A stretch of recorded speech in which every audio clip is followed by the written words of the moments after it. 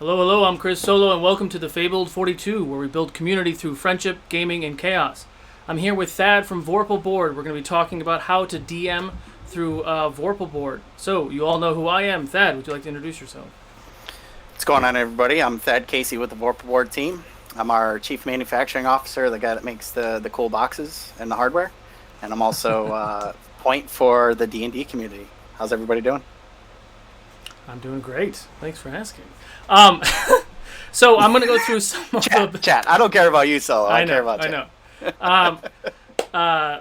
Lost my train of thought. Oh yeah, so I'm going to go through some of the basic functionalities of Vorpal Board from a DM's perspective, and then I'm going to hand it off to Thad to talk about some of the other cool features that you are able to utilize and all that jazz. So when you start Vorpal Board, you'll get a link and you'll join up just like other little video chats here. You'll come into the screen and your video will actually be turned off. You just click that sucker on. It's up on the top right bar, on top part of the bar in the browser. And next to that, there is a mute button, and there's also a color changer. So I can't show it on our current screen right now because of the cropping, but I can change the actual color of my base to a different color.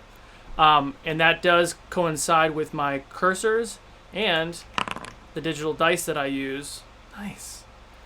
When I roll, it's all coincide with your players. So there's 7 colors. Currently 7 colors. Seven colors. We've got a bunch more coming out soon. Yeah. So the software right now, just to give you a little idea where Vorpal's at, we are in active beta. So we've been beta testing since, pretty much when COVID hit. We released an early release version of the product and have let all of our hundreds of backers give a run for it. But right now 7 colors, more coming out, more customization kind of stuff coming out too. It's very exciting. It's very, very exciting.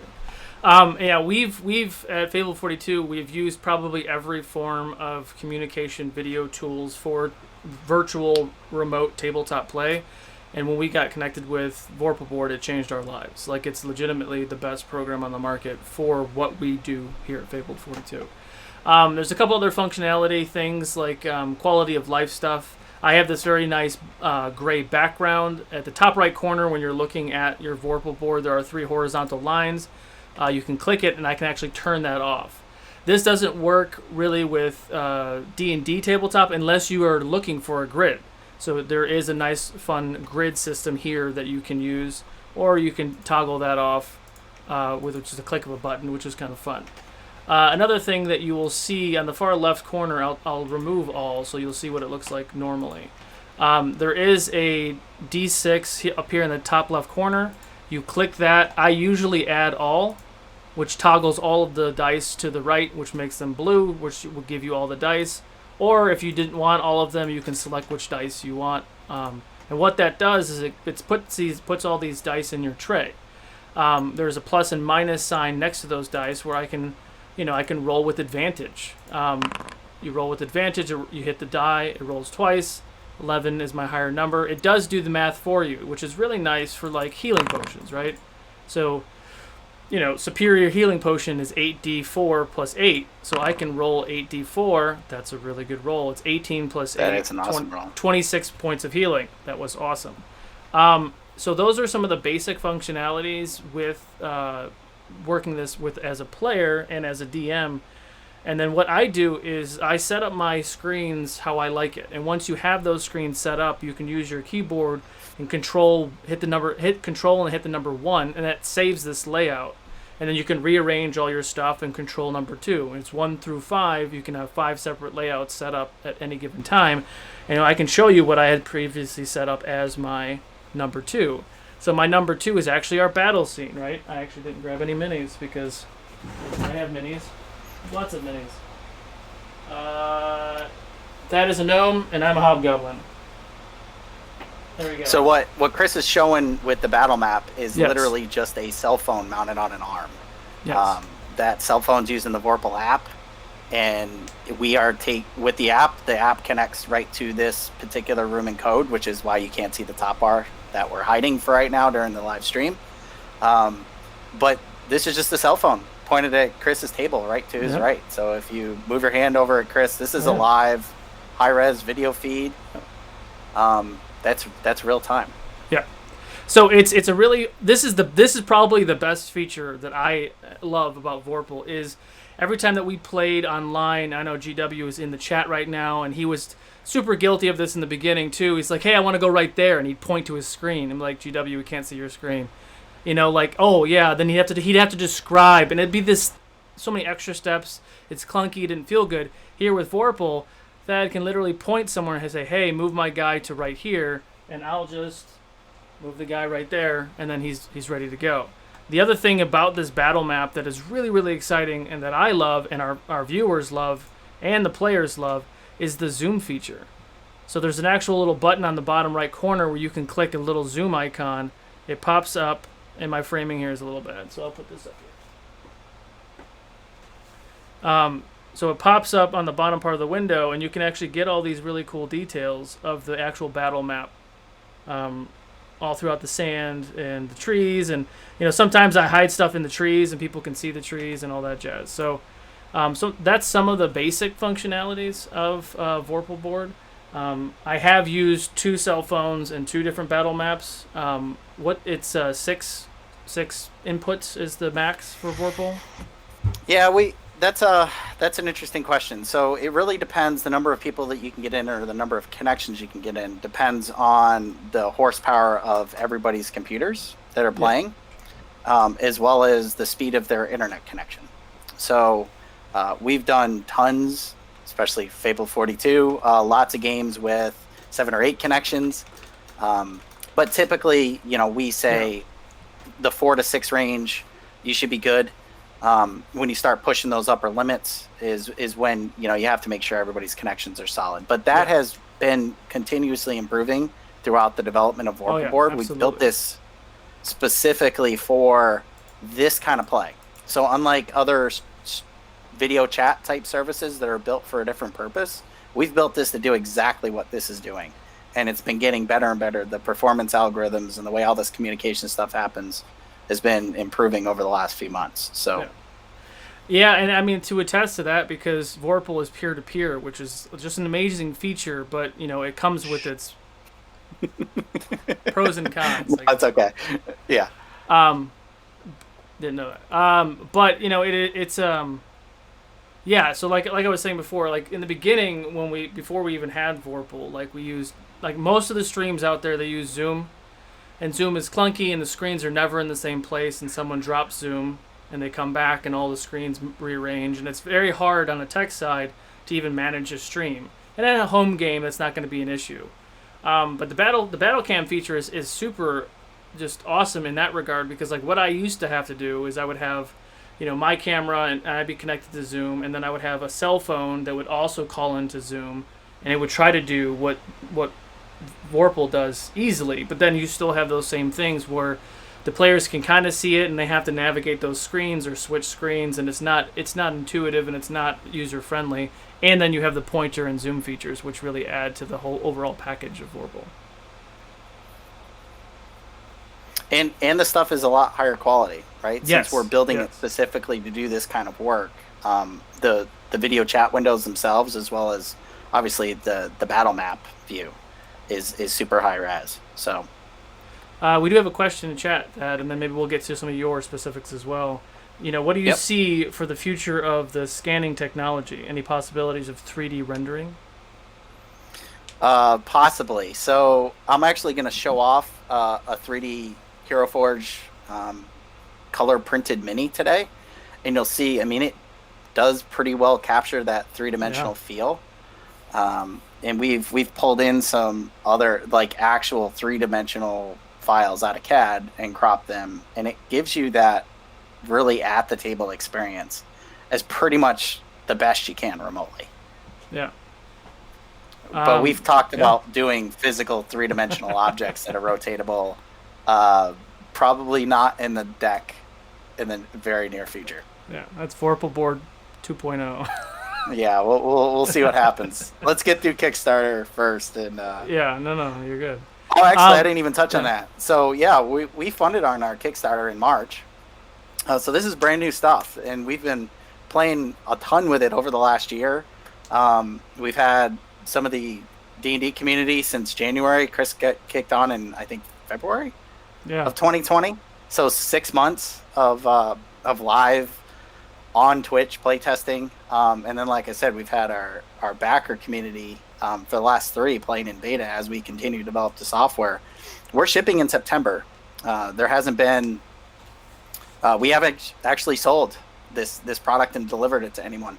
But I mean, we are totally on track at this point to deliver the hardware as well as the software by the end of September, or at least ship it by the end of September. And from there, it's real, it's live. Super exciting. Like it's been a wild journey, and like, you know, Discount Bard in chat was like, it's really only been 6 months, and I'm like, wow, like it's been a wild experience and ride. And like in the beginning, it was, you know, like I hope this is really cool, to like, oh my god, this is amazing, to we're doing this 4 times a week. Yep. And it's been awesome, and it's been awesome to be part of that experience too, to help potentially shape it, or, you know, suggest ideas, or, you know, all that feedback and stuff. It's been really cool. Do you want to talk about the other assets and things? I can zoom out if you'd like. Yeah, sure. So what Chris has shown you is the simple version of it, right? The Vorpal board version, where the players get sent a link. They connect with their web browser, clicking that link. It's that simple. They don't have any software to download. They don't have an account to set up. Chris is the game host. He's the only person paying for Vorpal board. And he can send those links. He can create a game or create a room and then send that link out to anybody. The D&D players or the role-playing game players just pop in. They change their name, change their color. They have a battle map, which Chris has with him at his place as the host.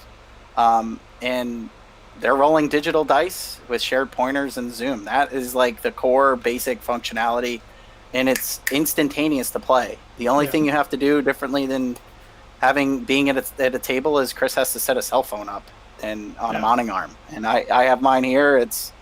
This is really simple. But there are some other cool added features and functionality that we've developed to also allow you to play board games with this. There's a lot of stuff that is nice to have in D&D, and you can certainly kick your game up a notch if you like. I'll show off a couple of them. First, this is one of my favorites, is an actual 3-dimensional mini. So Chris, if you can zoom on that.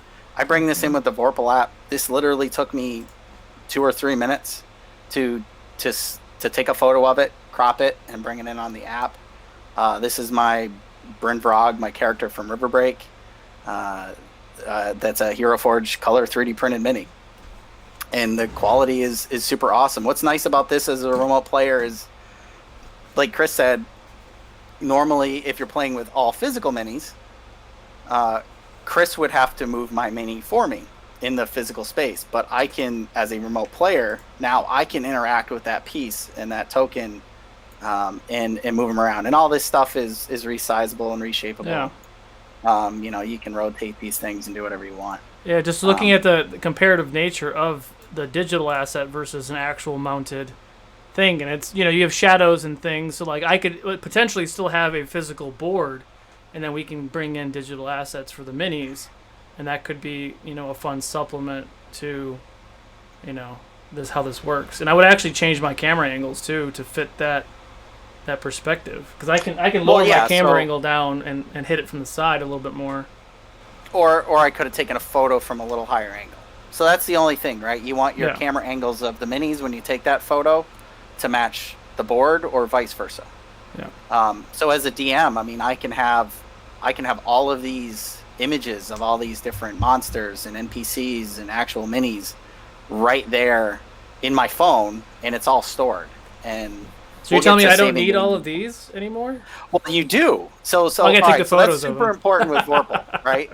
This stuff all starts with physical components, right? It is not. We're not building digital assets from digital assets. Like, we are starting with physical stuff. The core part of this hobby is I get to play with real things, right? I own this mini. Here's my Hero Forge mini. That's what I use to scan this in, right?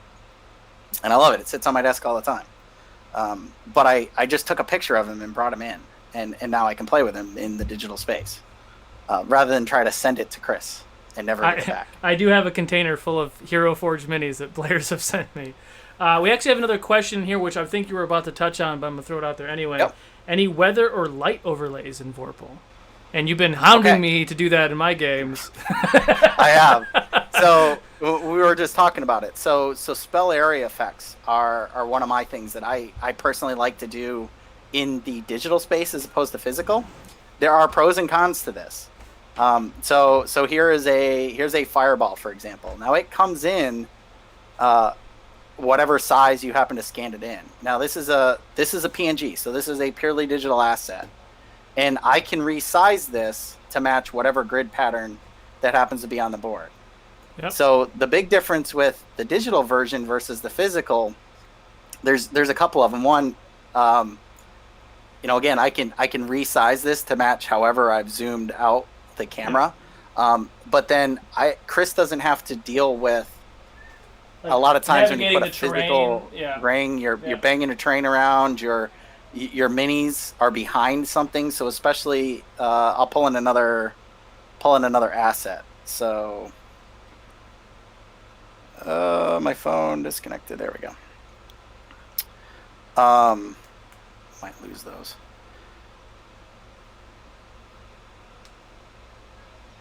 Give me 1 second. What are the biggest minis that you can scan in? Well, I mean, I think I can answer that. You can scan in anything. It just depends on how far away you pick. Because, like, the case... Oh, shit. The case in point is why people are asking. Is if I bring in... Oh, Bessie. I bring in Riha. I could actually scan her in. And... if you all remember when you watched the show, because of the lighting and because of how just massive this mini is, that it caused a ton of shadow on the front side of her. So most of all the details of all her scales and stuff are lost. If I take a high quality photo, like square on, or if I cock it to the side and I take this really high quality photo just like Thad did, I could use that instead of the mini. I'm a big fan of minis, but I mean that has definitely sold me on digital assets as well. But yeah. All right. So sorry, my phone fell asleep. That's why it took me a minute. But yeah, you asked about weather effects. So I use this for Thunderwave. I can use this for Fog of War. I can do all kind of things. So the weather effects, or I think there was a question in chat also about, overlaying a grid. Chris likes to make his own terrain, and you could overlay a digital grid over the top of it as well if you wanted, to help with that. And that's something too that you could toggle on and off between the different views and size and get rid of that. Yeah. If you wanted. So yeah, these things are super easy to bring in. One of those, you'll build your tools as a D&D DM to be able to bring these assets in, or I want to show off too doing it real time. So with Vorpal, you can do you get a card scanning box or a component scanning box. We play with a critical hit deck in one of the games that I'm in, River Break. I can bring these cards in real time into the game. So if a player hits a critical hit, literally just scan it in, you double click it, and there's your critical hit. Everybody can see that. I can bring in other things if you want to, say you want to bring in a coin or a token for one of your players. The box is automatically picking up that a new object came in, and then our app is cropping and scanning it. That wasn't the best crop. Let's try the gold one. And is automatically getting rid of all the pink around it. So you can use this for things like bringing in poker chips, bringing in actually handing out loot, bringing in objects, just bringing in turn tokens. We use these. This is a picture of Ember Moon, one of the players in another D&D game. We use this for player initiative tracking, so we know whose turn's up and those kind of things. And it's all, really easy. I can scan in 5 cards really quick. Yeah. And be done with it. So the whole point is to add to your gameplay, None of the stuff that I'm showing you right now is required. It's all like that optional kind of added functionality. If you enjoy bringing in some more stuff into the digital space and not just being purely physical, you can bring in some digital components. In theory, you could do this entirely digital if you want. If you have a lot of flat 2D terrain or you use digital terrain maps, you could be purely digital and play D&D on Vorpal just through our app and with your cell phone if you wanted. That's pretty amazing. We have another question: is how big is the scanning area? Scanning area is 4.5 by 5.5, roughly. And that's just the box specifically. Within the box, correct. Yeah. And then with included with the Vorpal hardware, we send you out an 8.5 by 11 pink scanning sheet, and that's for the auto cropping. But like Chris mentioned, for this mini, I actually hand scanned that behind a white piece of paper and just took a photo of it in decent lighting, nothing fancy, and use an external app to remove the background. Yeah, I mean, so you could even go out and get those chroma key sheets, the green or the blue, and you can use those to keep stuff out just like you would as far as your backgrounds and stuff. And it's very easy. There's a lot of free programs that do that. Photoshop, if you know how to use Photoshop as well. Ow. Which is how I've created a lot of my overlays. I just manually do it through Photoshop. We actually, if you're interested in seeing that workflow, our CEO and one of our and Mike, the third person of the team, James Lang's our CEO and one of the software developers, and Mike Meady is another core software developer. The two of them were on a stream yesterday, and we uploaded it to YouTube. How to play board games on Vorpal. It shows a lot of this functionality that I'm talking about. But during that, James actually did a live demo of him scanning in a mini and using a background eraser program to bring that in. And he did that live during the stream. It literally took a minute or two to bring in that mini. So if you're interested, check that out. It's up on YouTube, and it's also on our Twitch channel as well. Amazing. Anybody else have any other questions in chat? How do you bring in the spell effects? Yeah. So the spell effect, it's a free PNG.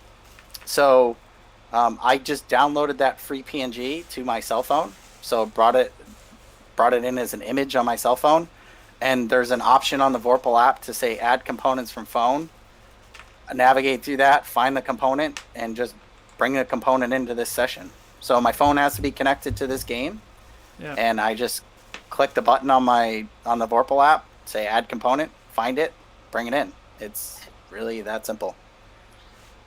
Totally free stuff off the internet. That's what this Fireball is. This was a free PNG. I didn't make this. I found it. Now, this is more for my. Well, I guess I answered my own question. Because we have to own all the assets that we use, but I could probably make that same thing myself. I was gonna say something totally cool. What are some other features and traits and things that we haven't talked about? Well, there's some new stuff coming out that we haven't released yet. So what Chris showed you in the digital dice bag is just a really basic, 7-color set of polyhedral dice. Before we release, we will have custom dice, which are important for the board game community as well as the D&D community. So the ability to change. Out there. Yeah, exactly. Everybody loves their dice. And some other possible features that I'm not allowed to talk about quite yet. But some really cool things and possibly some partnerships with some higher end advanced sort of dice that might be part of Vorpal. As well as some functionality of being able to save and move around dice in order to facilitate the game that you're playing. We also, next week, for our beta community, we're releasing decks. So decks allow you to bring an entire set of decks in, create a deck, and then do basic deck stuff. Shuffle, discard, bring to hand, things like that. Chris will appreciate this. Right now we have 2 backgrounds, the white and gray grid and the dark gray color. We will next week also. We've been holding a big update, waiting for GenCon to complete. We are releasing a full color spectrum background selection choice, which Chris didn't even know about yet. I didn't told him. That's so amazing. that's coming out. Yeah, there's tons of cool features. You know, the big ones are decks and dice.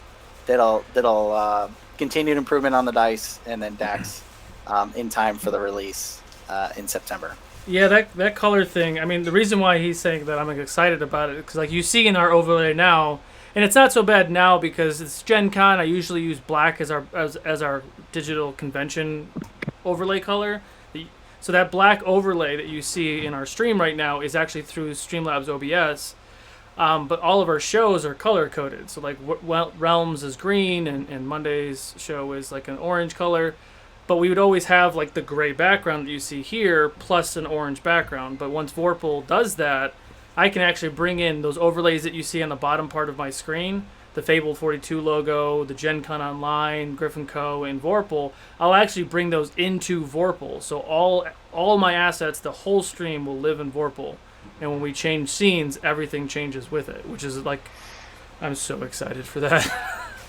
You'll also be able to add an image. So if you don't want a solid color, you'll be able to add an image. So if you have a game board that you want to play, so say you have a nice layout map for a particular game, poker, for example, or if you want to play, some people terraforming Mars, they have maps that lay all this stuff out, or if you have a really cool image you want in the background that show the placement of all the cards and tokens and players and things like that, you can bring that in digitally.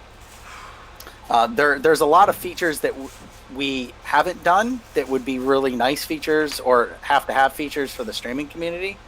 Or we've put them later in development, like colored background.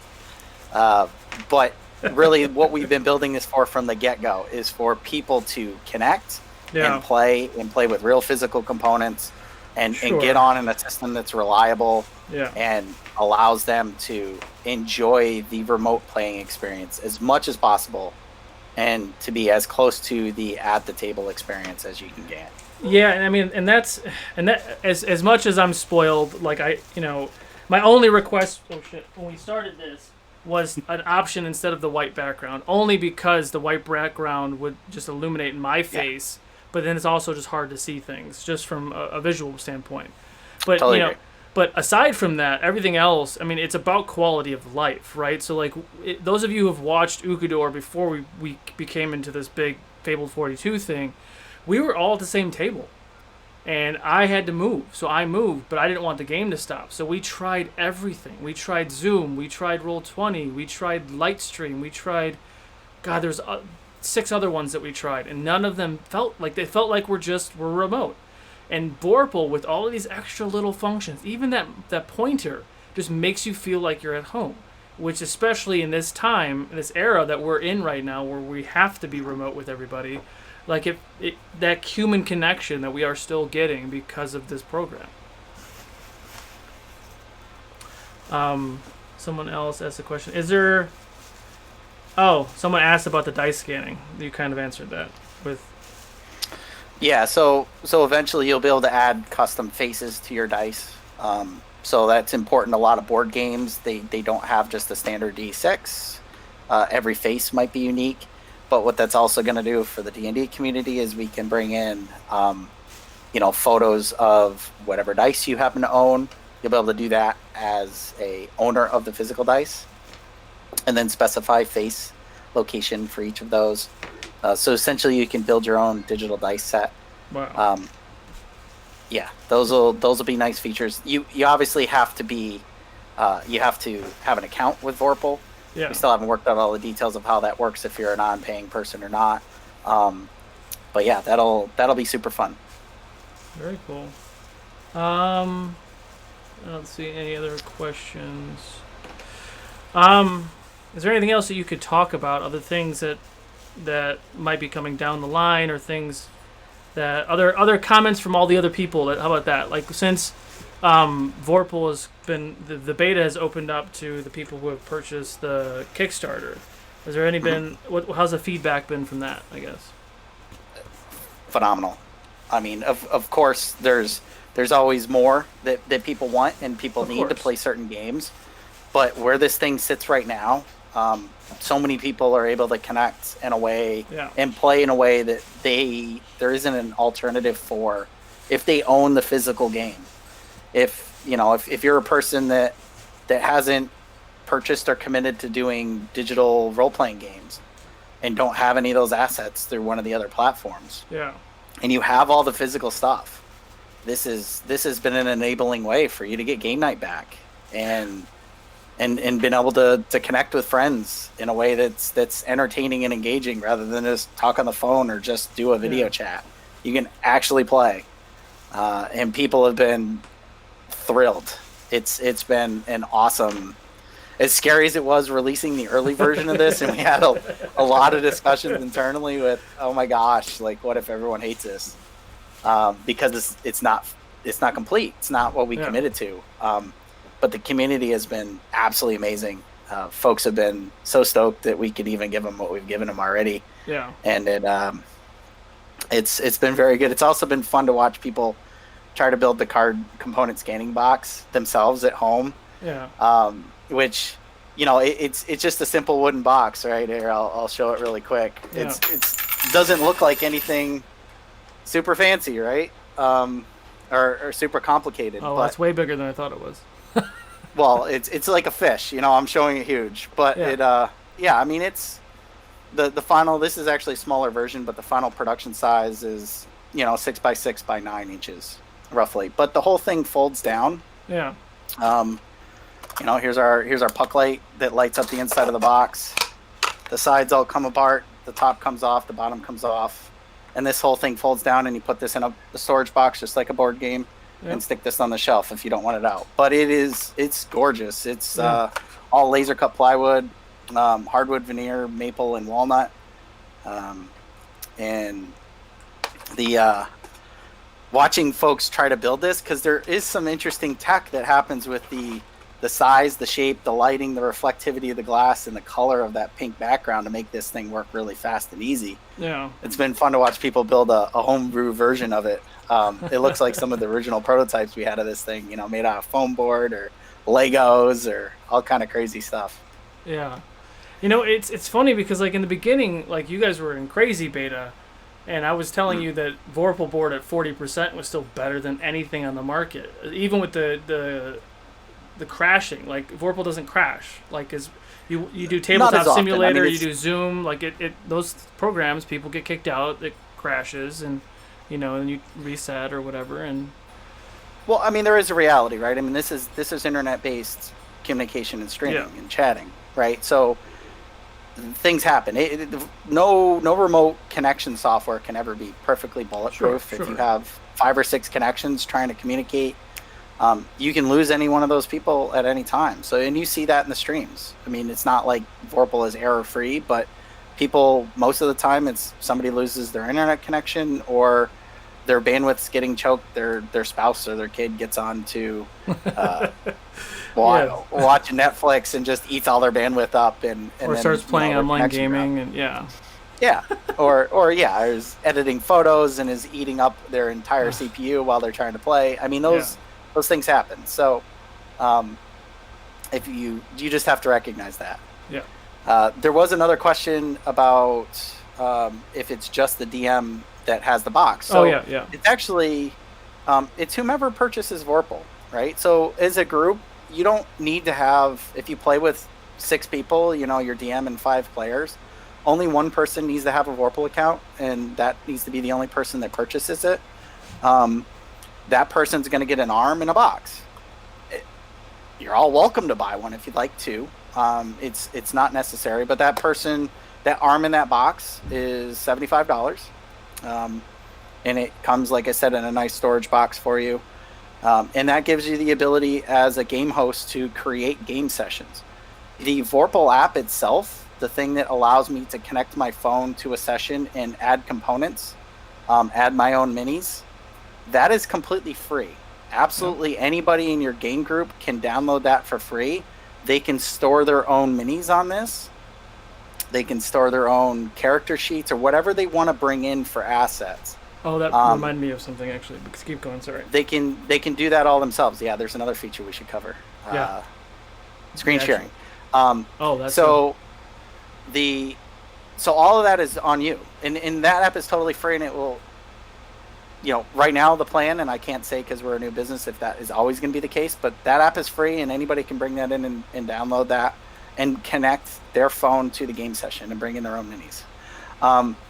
There is another feature on the phone that's screen sharing. So what we use this for, you're screen sharing your actual phone screen or your own tablet screen. We use that to bring in, if you wanted to bring in D&D Beyond and show, the details on a particular spell or on a monster or something like that. Chris is going to show this to you live, I think. You can also use this. We do this as like for helper apps in certain games. So if you're playing Gloomhaven, which James is showcasing as we speak, I think, or tonight, companion app games that you want to have that app as part of your actual gameplay, you can screen share that app. So go ahead and hit screen sharing if you want, Chris. Yeah, once I get this arm to do what I want it to do. So I've never done it this way before. So this is what the app looks like. Currently. So I'm gonna try to do this. So when you add your components, you just go to add components from phone. So all these components live on my phone. This was from one of the games today. Trying to do this backwards is really challenging. So you saw how quick that was. Chris brought it in. There it is. And then screen sharing. Same thing with like the video. So you can pick, if you have low bandwidth, you can actually pick low, medium, or high for your video. It's not really focused that well. But yeah, so that's kind of a fun idea. Arrows. Where is it? You have to click one first. Oh, do I? Yeah. Yep. Now I can do this. It's really hard to do this backwards. So I click screen sharing. Did it work? I've actually never done that. You have to click start. I can't see it. Oh, is it down there? Yeah. There, let me. Sorry.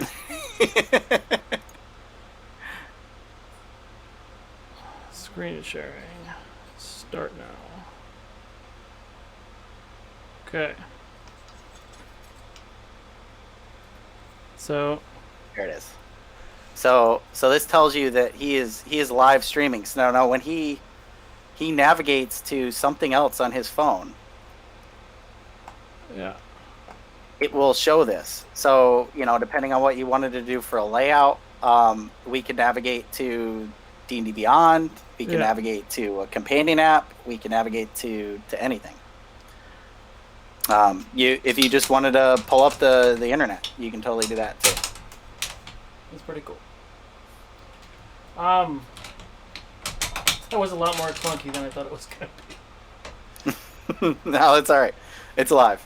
Yeah. How about other questions?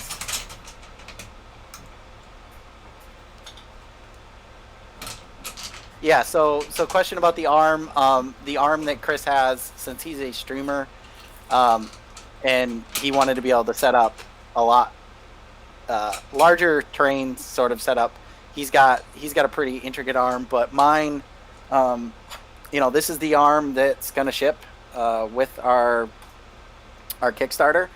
You got a phone cradle that holds your phone, a ball joint that allows for 360-degree precision adjustment, and then what's really important is this is an extra long arm. So this isn't your standard desktop-mounted arm.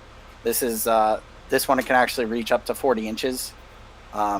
And allows you to get out in kind of the middle of your dining room table, and then it comes with a clamp, a standard clamp that allows you to clamp it to the edge of your table and your desk with foam padding to protect everything. So that's all part of that hardware. Did you see the question about screen share in Vorpal itself?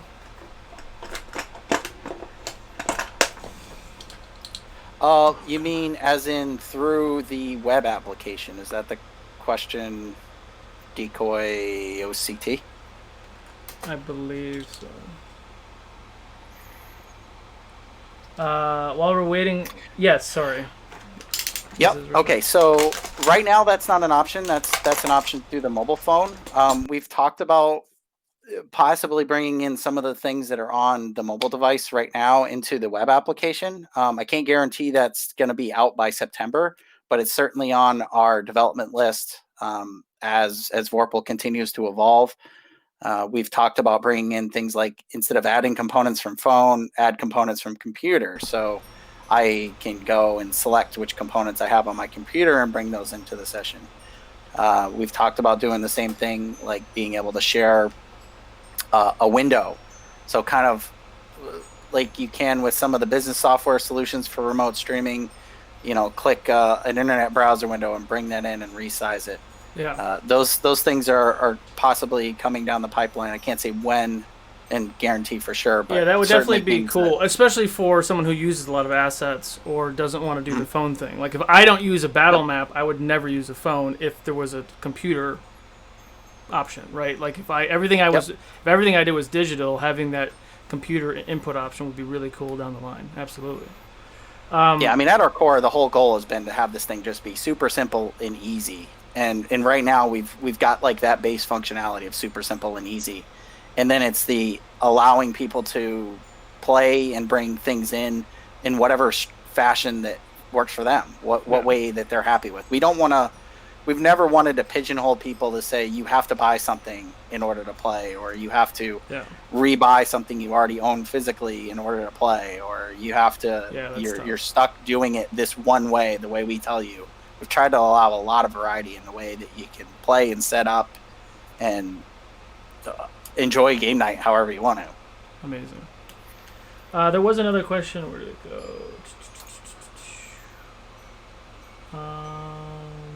Is it possible for players or DMs to sketch or draw besides uploading images? Oop. 1 second.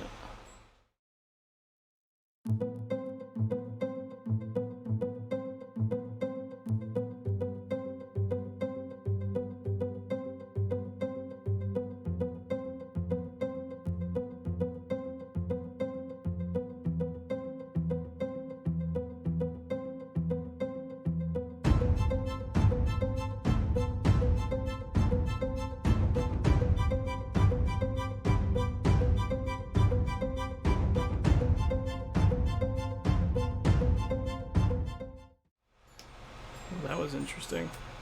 I think while we're waiting for Thad to come back, it's one of those things, just like with any program, if your internet cuts out, then your internet cuts out. But let's see.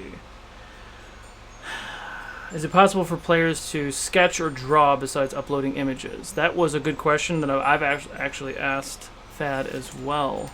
So when he gets back in here, is there any other questions potentially I can answer about streaming specifically?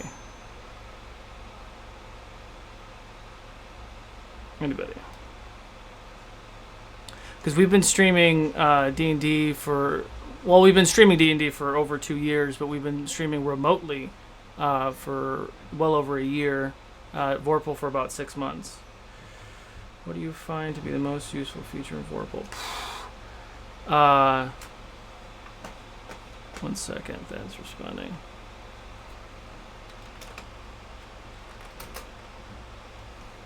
The biggest useful feature that I've seen currently is what you've seen, like the battle maps specifically. I mean, you guys see the terrain stuff that I've built, the interaction. I like the physical nature of things. I have tons of minis behind me and terrain pieces and everything else. It's just one of those things where that interactability with the players is my favorite feature. I do love the digital dice. I love the player color code indicators. I do love all of those things. But yeah, the biggest feature that I absolutely love with Vorpal is the interactability with the players and myself.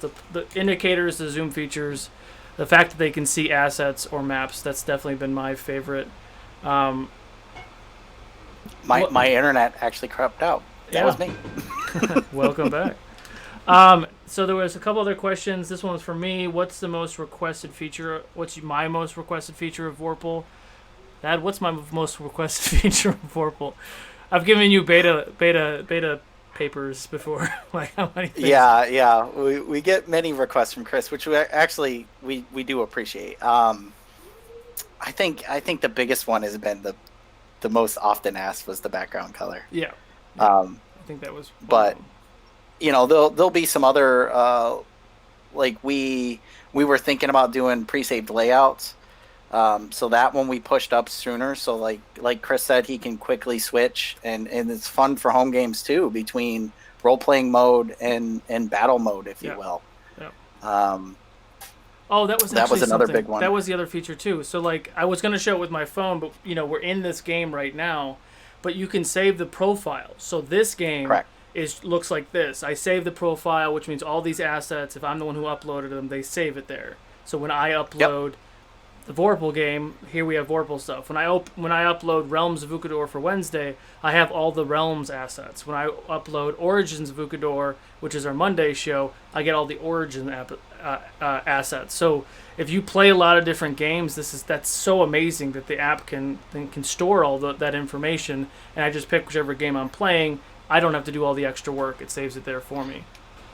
Yeah, and the same thing works for board games too, right? When you've taken the time to create all these components digitally, these are stored on your cell phone, right? You own these, right? In theory, you own those assets. You've created them. Now they are stored on your cell phone, and you can bring them in. I mean, I'll show you really quick. Tonight I'm playing Forbidden Island. I'll bring in my Forbidden Island set. We're doing this for GenCon. DK. Spoilers. HG. 492. Learn how to type. Yep. So this is the build for Forbidden Island. All this stuff, it not only saves what components you have, but the size and the relative position of these. So these are all, if you ever played Forbidden Island, these are the idols that you're trying to collect as you go around the island. And then also the actual little meeples. These are just simple little meeples, but the same way that I brought in minis, I scanned in all these so that the players can move their own minis around the board, and then collect, as they collect the idols, I tend to put them over here next to their character. That's cool. That's really cool. And they're good to go. There was a couple other questions for you too, Thad, when our internet took a dump. One was, is there going to be the ability for a player or DM to draw on the board or notes or stuff like that? So right now you can do that through the app. So you can, if I wanted to edit a photo and draw certain things on the digital version of the photo, I can do that through the app. Eventually, we've talked about doing it again through that web interface. So as a DM, if you wanted to, especially if you're old school and you like playing with paper maps, or you use a lot of just straight 2D terrain, to be able to manually edit that in the digital interface on the web app version. We've talked about doing that before too. And also in the deck is the possibility, please don't quote me on any of this stuff, the possibility of doing some type of chat interface, so a typing chat interface between the people Zoom? That are in the session. Kind of like Zoom? Yeah, maybe. Hopefully a little bit better. James says he's listening. Yes. Oh boy. See, the boss is here. I'm in trouble for all these spoilers.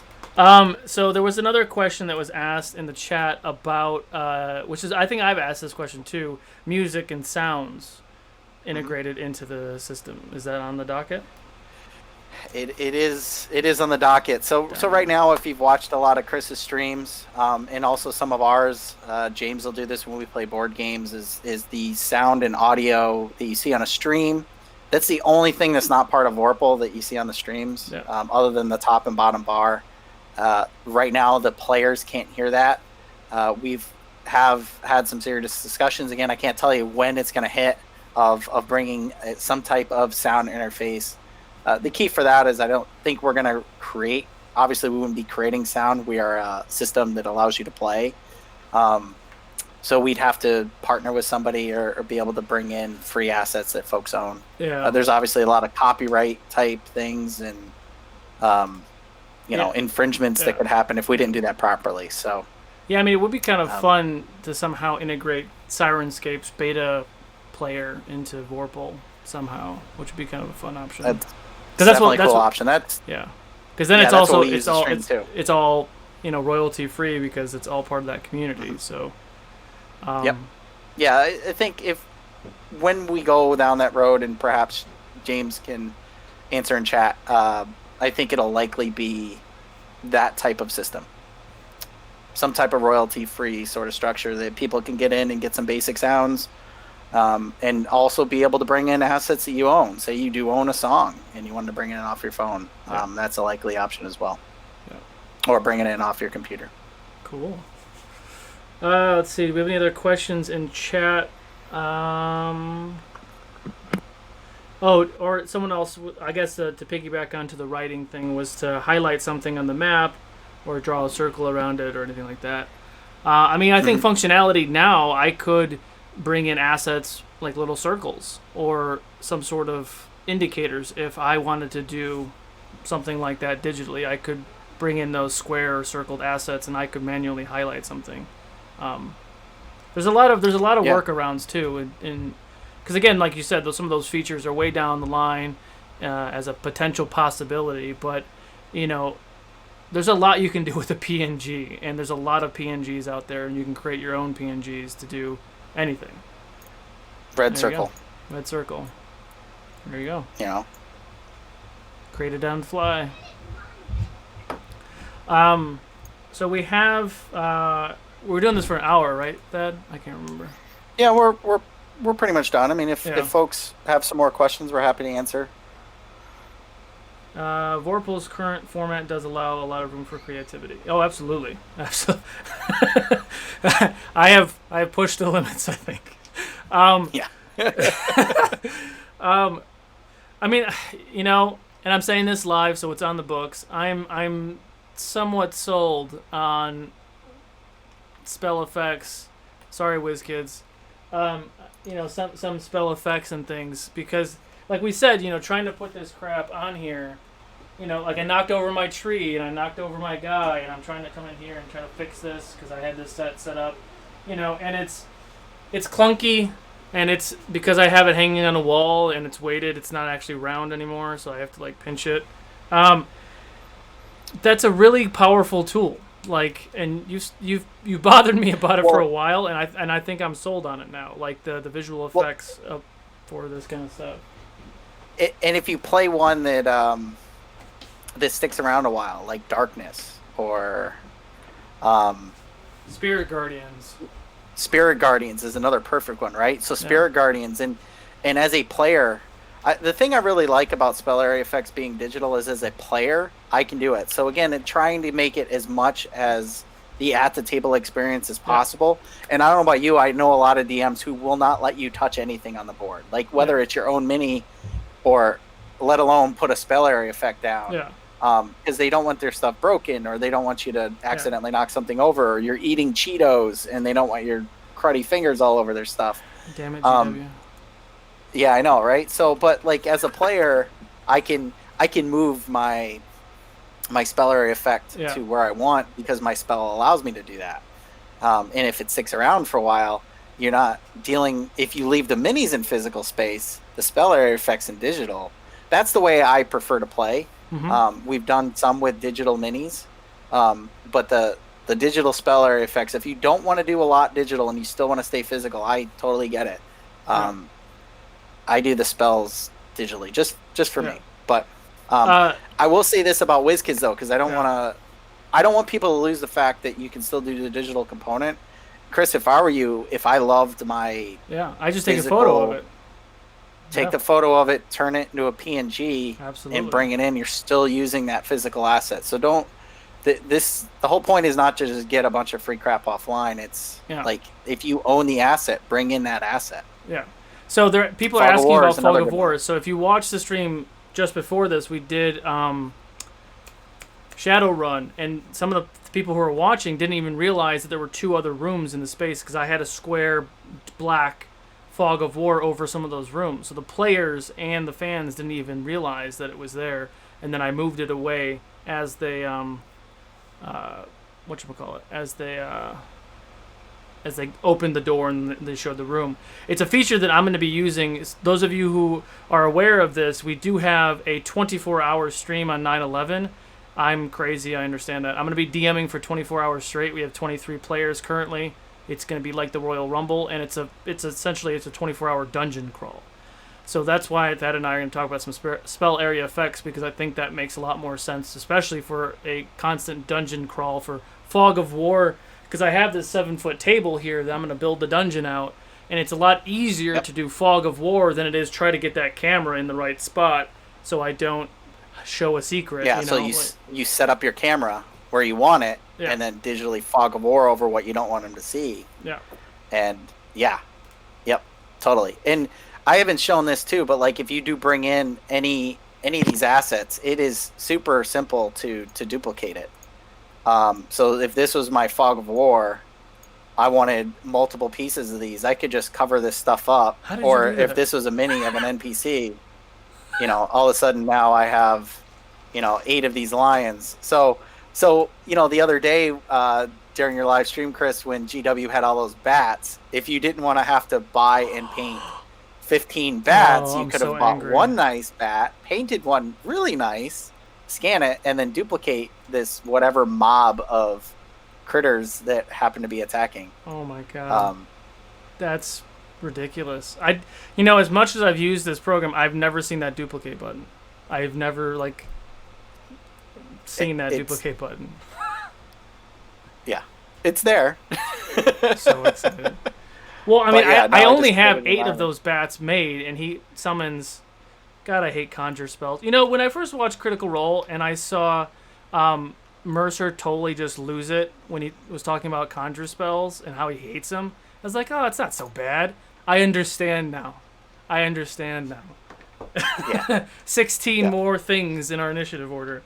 But it came in clutch, so it was fine. But yeah, I mean, I could have 8 real ones on there and then 8 fake ones, so it doesn't clutter the actual board. And we have, so yeah, that's a really cool idea. I like that. Any other final questions for myself or Thad here as we wrap up this pretty awesome Vorpal 101 DMing dungeon stuff? Oh yeah, duplicate. That's hilarious. That would actually work really well with duplicate too. If my player indicators were digital and someone casts duplicate on themselves, we can make multiple duplications of that player. That's a fun idea. Or if you're doing Critical Role and you have you're playing what the hell is it called? Shadow Knight? Is it Shadow Knight? Echo Knight. Oh yeah. If you're playing an Echo Knight, you can have your manifested Echo. I just had to pull up one of my characters. You can have your manifested Echo be like a grayed out version of your digital mini, and again, you can just move that around yourself. Yeah, that's really cool. Chat's saying Echo Knight. Yep.